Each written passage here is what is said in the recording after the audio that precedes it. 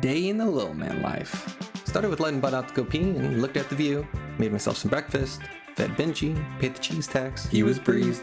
Sat down to eat and cleared my work inbox, brushed my teeth and applied my morning portion of my Brickell facial routine. Noticed Bud looking handsome, thought I'd record it, but my camera was dead.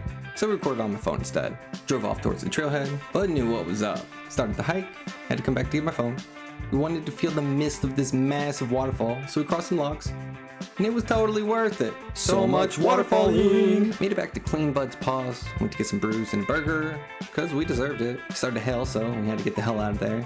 Went for a toasty dip in this natural hot spring. Came back to a passed out muffin. Made some tea, did some concepting, video editing, and planning. Let Bud out to do his nightly poo, and gave him his supplements. Did my facial routine using Brickell's organic men's products. I have the complete defense anti-aging routine, and I love it.